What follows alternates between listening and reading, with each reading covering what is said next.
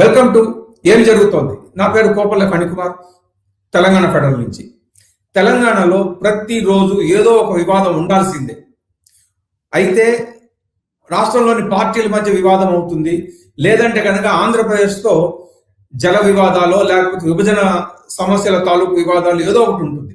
ఇప్పుడు అంటే కొద్ది రోజులుగా తెలంగాణలో మొత్తం ప్రజానీకాన్ని పట్టి కుదిపేస్తున్నటువంటి సమస్య ఏమిటంటే 22A. ఈ 22A అనేది నిజానికి రాజకీయ పార్టీల మధ్య సమస్య కాదు, ప్రభుత్వానికి ప్రజలకు మధ్య ఉన్న సమస్య. గడిచినటువంటి 2-3 ప్రభుత్వాలు కూడా ఈ సమస్యను పట్టించుకోక ఇది పెరిగి పెద్దదైపోయి ఇప్పుడు అందరూ ప్రజల లక్షల మంది ప్రజల ఆస్తులకు చుట్టుకున్నది. ఇప్పుడు విషయం ఏమిటంటే ప్రైవేట్ ఆస్తులు దాదాపు 93 లక్షల ప్రైవేట్ ఆస్తులు 22A సెక్షన్లో వచ్చేసాయి. 22A సెక్షన్ ఏమిటంటే నిబంధనలు. ఇదేమిటి? ఆస్తుల పరిరక్షణ కోసం లేదా ప్రభుత్వ ఆస్తులు అన్యాక్రాంతం కాకుండా ఏర్పడటం కోసం ముందు జాగ్రత్తగా ప్రభుత్వం తీసుకున్నటువంటి చర్యలు. రెవెన్యూలోని ఒక సెక్షన్ ఇది. ఈ సెక్షన్ ఇప్పుడు సామాన్య ప్రజల ఆస్తులకు పెద్ద సమస్యగా తయారైంది. ఈ 22A సెక్షన్ అసలు సమస్య ఏమిటి, ఇప్పుడు ఎందుకు ఇంతగా పెరిగి పెద్దదైపోయింది, ఈ సమస్యకు పరిష్కారం ఏమిటి అనేటువంటి విషయాలన్నింటినీ వివరించడానికి రెవెన్యూ డిపార్ట్మెంట్లో సుదీర్ఘకాలం పనిచేసినటువంటి రవీంద్ర బాబు గారు మనతో ముఖ్య అతిథిగా వచ్చారు. నమస్తే రవీంద్ర బాబు గారు. ఈ 22A సెక్షన్ సమస్య, దాని పరిష్కారాలు కొద్దిగా మాకు వివరిస్తారా? నమస్తే. 22A లో భూములను చేర్చారు. ప్రభుత్వ భూములను కాపాడాలనే ఉద్దేశంతో ఇచ్చినటువంటి అమెండ్మెంట్, రిజిస్ట్రేషన్ యాక్ట్ కి ఇచ్చినటువంటి అమెండ్మెంట్ 22A. కాపాడాలన్న ఉద్దేశంతో ఇచ్చినటువంటి అమెండ్మెంట్ ద్వారా ప్రభుత్వ భూములను కాపాడాల్సింది పోయి ప్రైవేటు భూములు కూడా ఆ లిస్టులో చేర్చారు చాలా వరకు. ఇది ఇంతకు ముందే మనం ఒక డిస్కషన్ చేసి ఉన్నాం. అవును. ఇప్పుడు కూడా దాదాపుగా తెలంగాణ, ఆంధ్రప్రదేశ్ అంతటా కూడా ఈ టాపిక్కే నడుస్తూ ఉంది. 22A ప్రభుత్వాలకి వేరే పార్టీలకు మధ్య, లేదా ప్రభుత్వానికి అధికారులకు మధ్య, ప్రభుత్వానికి ప్రజలకు మధ్య ఇంతా కూడా గందరగోళం వస్తూ ఉంది. ఈ 22A అన్నదా లిస్టులో ఉన్నటువంటి, ఆ ప్రకారంగా ఉన్నటువంటి లిస్టులో ఉన్నటువంటి భూముల్ని కరెక్ట్ గా ఉంచటానికి కానీ, లేదా కరెక్ట్ గా లేని వాటిని తీసేయటానికి కానీ కొన్ని మార్గాలు ఉన్నాయి, చాలా ఈజీ మార్గాలు ఉన్నాయి. ఇప్పుడు ప్రభుత్వాలకి ఆ మార్గాలు సరైనటువంటి మార్గాలు ప్రభుత్వాలు ఆలోచన చేసినట్లయితే చాలా సింపుల్ గానే ఆ మార్గాల ద్వారా ప్రజలకు ఎలాంటి ఇబ్బంది కలిగించకుండా చేయొచ్చు. వాస్తవంగా మన ప్రభుత్వాలన్నీ కూడా by the people, for the people, to the పీపులే ఉంటాయి, దాదాపుగా ఉండాలి. వెనకటి రోజుల్లో ప్రభుత్వాలు అంటే ప్రజల కొరకు ఉండేవి ప్రభుత్వాలు. ఇప్పుడు ఈ మధ్య కొంచెం కాన్సెప్ట్ మారి ఏమైందంటే అధికారుల కొరకు ప్రభుత్వాలు ఉన్నాయి, లేకపోతే ప్రజల్ని వేధించడానికి ప్రభుత్వాలు ఉన్నాయి అన్న కాన్సెప్ట్ వస్తుంది తప్ప ప్రజల సమస్యల్ని పరిష్కరించాలన్న కాన్సెప్ట్ లేకుండా పోయింది. ఆ కాన్సెప్ట్ కనుక అధికారుల మైండ్స్ లో ఉన్నట్లయితే ప్రజల్ని రక్షించాలి, ప్రజల ఇబ్బందులు తీర్చాలి అన్న కాన్సెప్ట్ కనుక అధికారుల మైండ్స్ లో వచ్చి ఉంటే, ప్రభుత్వాలు అట్లా రావడానికి ప్రయత్నం చేసి ఉంటే ఈ సమస్య ఎంత దూరం అవుతుంది కాదు. ఇప్పుడు ఈ సమస్య ఎంత స్థాయిలో తీవ్రత పెరిగిపోయిందో చెప్తారా కొద్దిగా? దాదాపుగా ఇప్పుడు హైదరాబాద్ లో చాలా అపార్ట్మెంట్లు, చాలా భూములన్నీ కూడా 22A లిస్ట్ లో చేరిపోయి ఉన్నాయి హైదరాబాద్. అట్లాగే గ్రామాల్లో కూడా కోర్టు కేసు ఉందనగానే 22A1Eలో భూములన్నింటినీ చేర్చేశారు. కోర్టు కేసులు ఉంటే భూముల్ని చేర్చకూడదు. 22A1Eలో చేర్చాలి అంటే ఆ భూమి జప్తు చేయబడైనా ఉండాలి, లేదా స్పెసిఫిక్ గా కోర్టు ఉత్తర్వులన్నా ఉండాలి, దీన్ని చేర్చండి లేకపోతే దీన్ని రిజిస్ట్రేషన్ చేయకండి అన్న ఉత్తర్వులన్నా ఉంటేనే 22A1E లిస్టులో చేర్చాలి, లేకపోతే చేర్చకూడదు. ఓకే. కానీ ఏం చేశారు, సరైన అవగాహన లేకుండా రిట్ పిటిషన్ ఉంటే చాలు అన్ని భూములను కూడా ఈ అనే లిస్ట్ లో చేర్చారు. ఏలో ఒక ఈ అనే సెక్షన్ ఉంటుంది, సబ్ సెక్షన్ ఉంటుంది. ఓకే. ఆ సబ్ సెక్షన్ లో చేర్చారు. ఓకే. ఆ సబ్ సెక్షన్ లో చేర్చి ఆ భూముల్ని మళ్ళా బయటికి తీయాలి అంటే స్టేట్ లెవెల్లో ఒక కమిటీని ఏర్పాటు చేశారు. ఓకే. ఆ స్టేట్ లెవెల్లో స్టేట్ అంతా కమిటీ విని నిర్ణయం తీసుకొని చేసేటప్పటికి ప్రజలకి చాలా ఇబ్బందులు కలుగుతాయి, డిలే అవుతుంది. ఓకే. అందువల్ల మనం ప్రజల ఇబ్బందుల్ని పరిష్కరించాలి అంటే జిల్లా లెవెల్లోనే ఈ కమిటీ కానీ లేదా జిల్లా లెవెల్లో కలెక్టర్ కానీ దీన్ని పరిష్కరించేటట్టుగా ఉండాలి. ఓకే. ఈ భూముల మీద నిర్ణయం తీసుకోవడానికి, ఆ భూమిని ఉంచాలనా లేదా తీసేయడానికి జిల్లా లెవెల్లో కమిటీ ఉంటేనే బెస్ట్. తీసేయడానికి కూడా స్టేట్ లెవెల్లో కమిటీ అక్కర్లేదు. ప్రజలకి చాలా ఇప్పుడు జిల్లా లెవెల్లో కమిటీ లేదు. జిల్లా లెవెల్లో కమిటీ లేదు. అంటే ఏలో 1A, 1B, 1C, 1Dలకి కలెక్టర్కి అధికారం ఉంది. ఓకే. ఈ అన్న లిస్ట్ లో చేర్చిన భూములకి కలెక్టర్ గారికి కూడా అధికారం లేదు. రాష్ట్ర వ్యాప్తంగా CCLA మాత్రమే అధికారం. CCLA కమిటీకి మాత్రమే అధికారం. ఓకే. కాబట్టి అది తీసేయాలి. జిల్లా కలెక్టర్కి అధికారం ఇచ్చినట్టయితే అక్కడ దగ్గరలోనే తొందరగా కలెక్టర్స్ పరిష్కారం చేసేటటువంటి అవకాశం ఉంటుంది.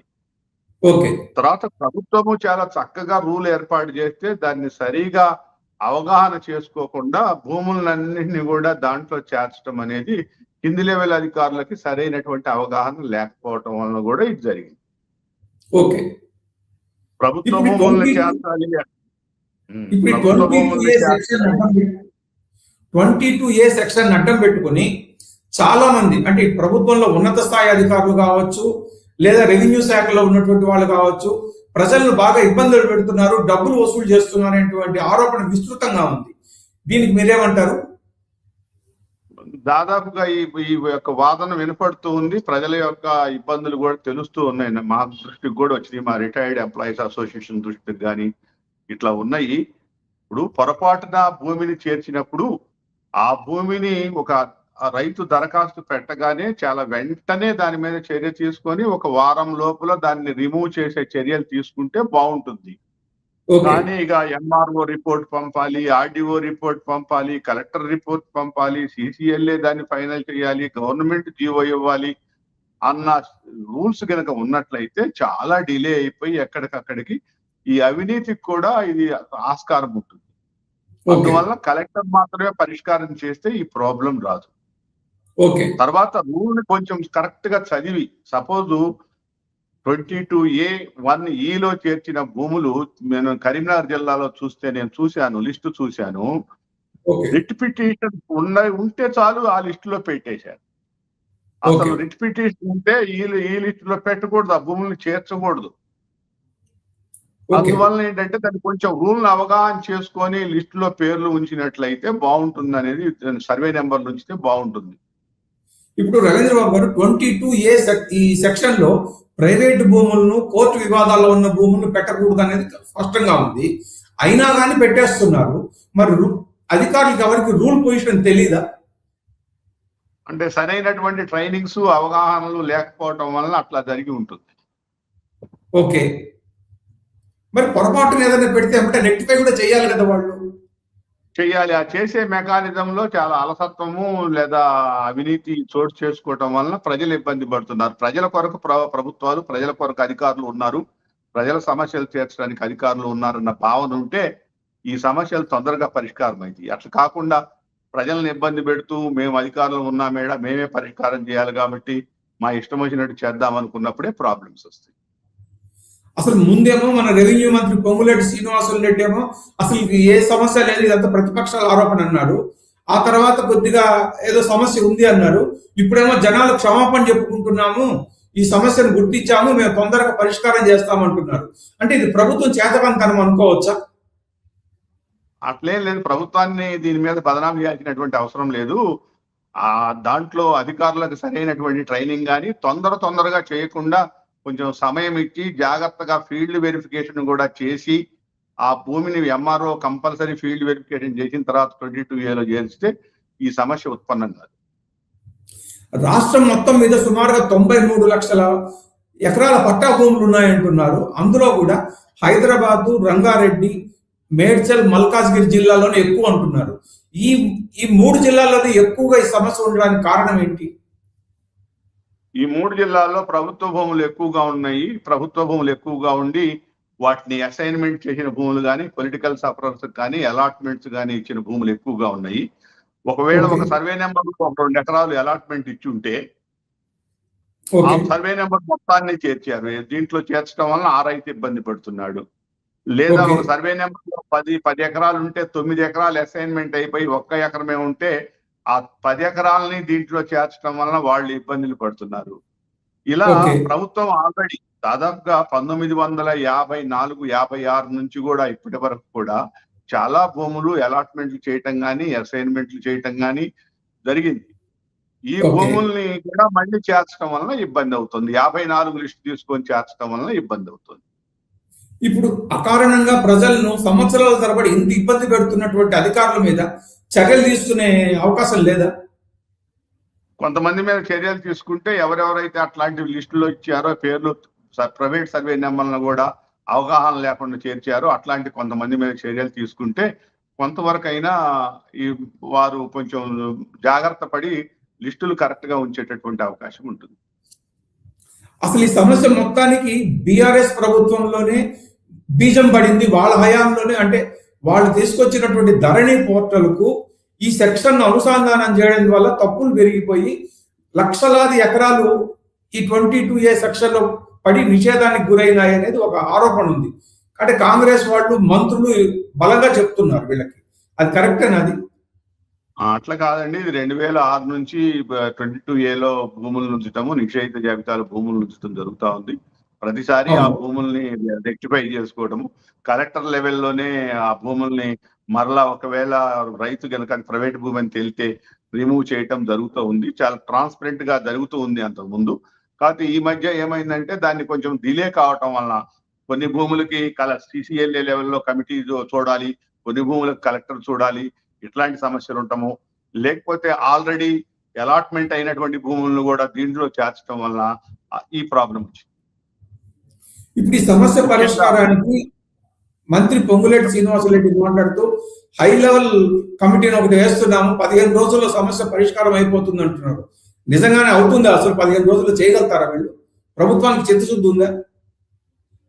హై లెవెల్ కమిటీల కంటే జిల్లా లెవెల్లోనే కమిటీలు వేసి, ఒక్కొక్క జిల్లాకు ఒక్కొక్క కమిటీని వేసి ఈ భూముల్ని మండలాల లెవెల్లో MROలు వెరిఫై చేసుకొని ఒకసారి ఏ భూమిని ఉంచాలి, ఏ భూమిని ఉంచకూడదు అనేది ఫీల్డ్ వెరిఫికేషన్ కూడా చేసుకొని చేరిస్తే చాలా బాగుంటుంది.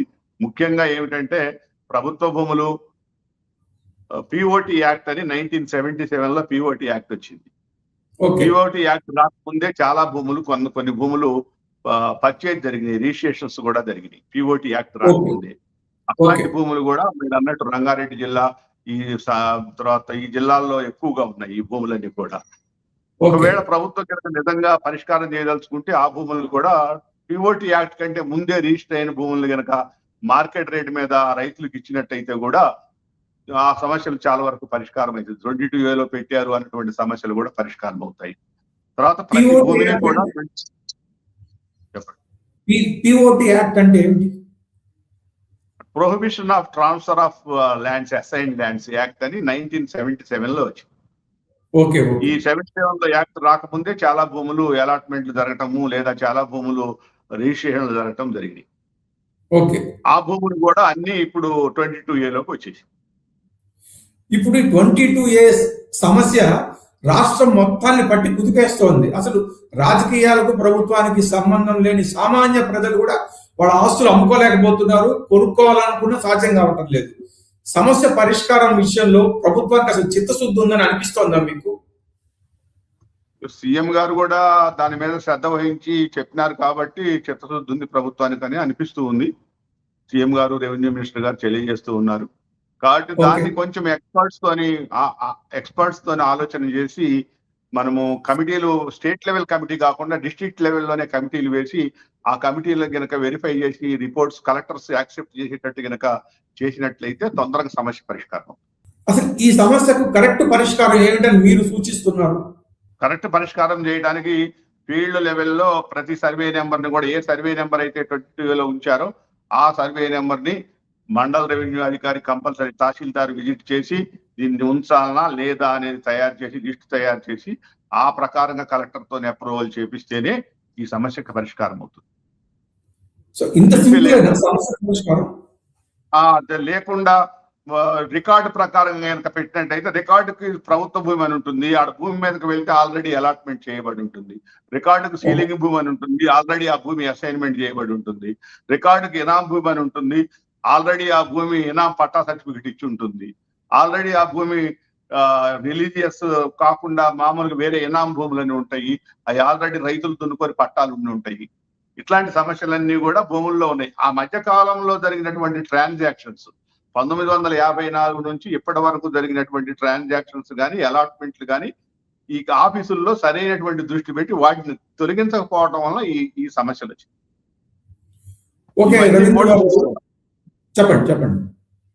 ఇవన్నీ కూడా చూసుకోవాలి.